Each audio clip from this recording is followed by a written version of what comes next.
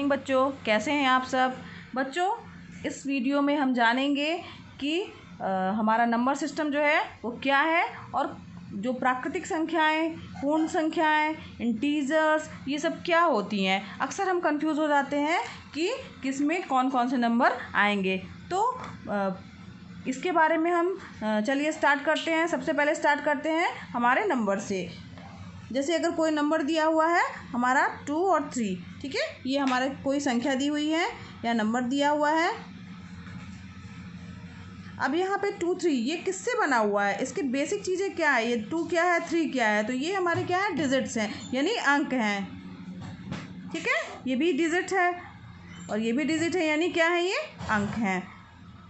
तो अंकों को मिला करके जो है वो कोई ना कोई संख्या बनती है। तो स्टार्ट करते हैं, हम शुरुआत करते हैं प्राकृतिक संख्या या नेचुरल नंबर से। बच्चों, प्राकृतिक संख्या या नेचुरल नंबर्स किन्हें कहा जाएगा, तो गिनने वाले जितने भी अंक हैं वो हमारे जो हैं वो नेचुरल नंबर्स कहलाते हैं। गिनने वाले कौन कौन से अंक हैं बच्चों, 1 2 3 4 ऐसे करके कहाँ तक, अनंत तक के अंक जो हैं, ये अनंत का चिन्ह है बच्चों। तो अनंत तक के अंक जो हैं वो क्या कहलाएंगे, हमारे नेचुरल नंबर्स कहलाएंगे, जिन्हें हिंदी में प्राकृतिक संख्या भी कहा जाता है। यहाँ पर ध्यान दीजिए बच्चों, क्या यहाँ पर 0 दिख रहा है, क्या 0 को हम लोग काउंट कर सकते हैं, तो 0 को हम लोग काउंट नहीं कर सकते हैं, इसलिए ये गिनने वाली संख्याएँ नहीं है, संख्याओं में शामिल नहीं है, इसलिए इसे क्या कहा जाएगा, प्राकृतिक संख्या नहीं कहा जाएगा। तो 0 को क्या कहा जाएगा, 0 किस में शामिल होगा। तो बच्चों, जब 0 की खोज हुई तो 0 को जो है वो एक भी अंकों में शामिल कर लिया गया। तो हमारे अंक कौन कौन से हो गए, 0 1 2 3 4 डैश डैश डैश, और ये सभी अंक जब प्राकृतिक संख्याओं में 0 को शामिल कर लिया गया तब इसे कहा गया पूर्ण संख्याएं या होल नंबर कहा गया। क्या कहा गया बच्चों, पूर्ण संख्याएं। तो ध्यान दीजिए, पूर्ण संख्या या इसको कहा गया होल नंबर,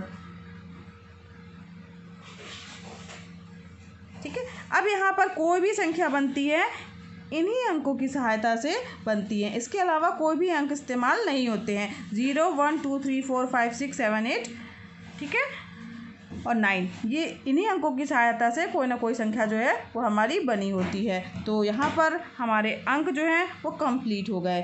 अब इसके अलावा भी हमारे पास कुछ अंक थे, आगे हमारी खोज हुई तो हमें पता चला कि कुछ संख्याएं तो ऐसी भी हैं जो ऋणात्मक हैं, -1 हो गया, -4 हो गया।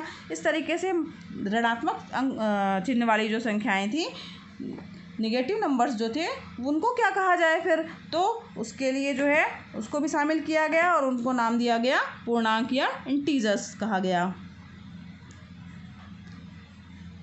पूर्णांक या इंटीजर्स। अब इंटीजर्स में क्या क्या शामिल होगा बच्चों, तो इसमें सारी धनात्मक संख्याएं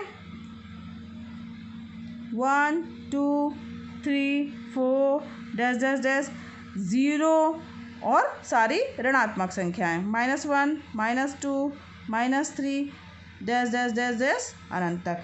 यानी कि जब 0 की खोज के बाद ऋणात्मक अंक भी आए तब इनको जो है एक नया नाम दिया गया इन संख्याओं को, और हमने उसे कहा पूर्णांक संख्याएं या इंटीजर्स। इसमें हमारे धनात्मक अंक 0 और ऋणात्मक अंक सभी शामिल हैं। 0 बच्चों, क्या आप बता सकते हैं 0 कैसा है, धनात्मक है कि ऋणात्मक है। तो 0 बच्चों ना तो धनात्मक है ना ही ऋणात्मक है, इसका कोई भी चिन्ह नहीं है, ना ये पॉजिटिव है ना ये नेगेटिव है।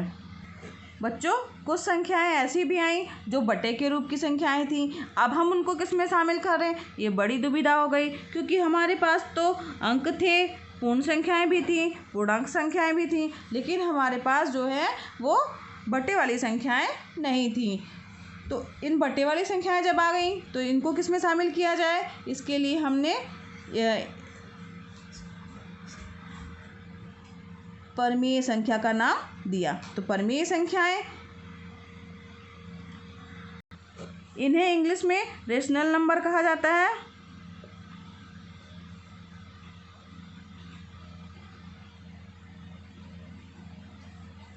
ठीक है।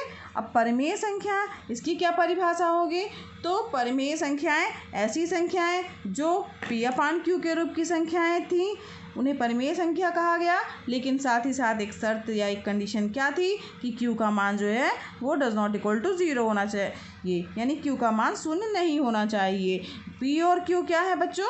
यहाँ पर पूर्णांक हैं। पूर्णांक चाहे वो धनात्मक पूर्णांक भी हो सकता है, ऋणात्मक पूर्णांक भी हो सकता है।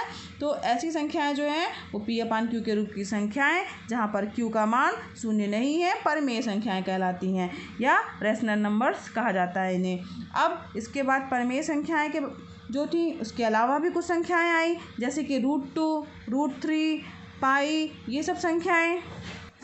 ऐसी संख्याओं को बच्चों अपरिमेय संख्या कहा गया। अपरिमेय संख्या, ठीक है। ऐसी संख्याएं हमारी क्या कहलाएंगी? अपरिमेय संख्याएं कहलाएंगी। इन्हें इंग्लिश में बच्चों इर्रेशनल नंबर कहा जाता है।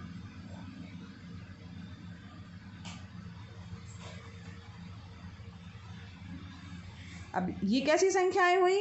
यानी कि बच्चों जिन संख्याओं को हम P/Q के रूप में नहीं लिख सकते हैं, ठीक है, ऐसी संख्याएं अपरिमेय संख्याएं कहलाएंगी, जहाँ पर √2 हो गया, √3 हो गया, पाई हो गया, ये सारी जो हैं संख्याएं वो कौन सी संख्याएं हमारी?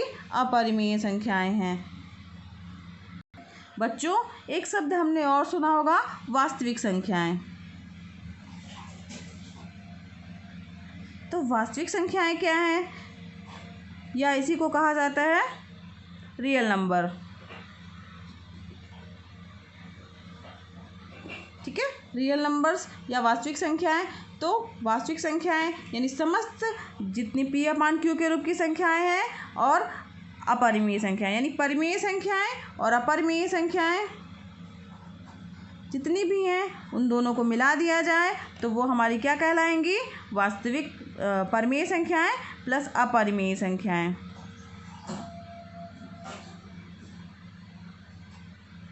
इन दोनों को मिला करके हमारी बनती हैं संख्याएं जिनको वास्तविक संख्याएं या रियल नंबर कहा जाता है। यानी बच्चों सभी परिमेय संख्याएं और अपरिमेय संख्याएं जो हैं वो वास्तविक संख्याएं हैं, या वास्तविक संख्याओं में परिमेय संख्याएं और अपरिमेय संख्याएं दोनों ही शामिल होती हैं। बच्चों हम लोगों ने प्राइम नंबर या अभाज्य संख्या के बारे में भी सुना है। तो कौन सी संख्याएं हमारी अभाज्य संख्याएं कहलाएंगी या प्राइम नंबर्स कहलाएंगी? तो वे संख्याएं जो एक से विभाजित होती हैं और खुद से विभाजित होती हैं। उनके फैक्टर जो होंगे या तो वो संख्या खुद ही होगी या तो 1 होगा। तो ऐसी संख्याएं हमारी जो हैं क्या कहलाएंगी? प्राइम नंबर्स या अभाज्य संख्याएं कहलाएंगी, ठीक है, जो खुद से विभाजित होती हैं, खुद से विभाजित होंगी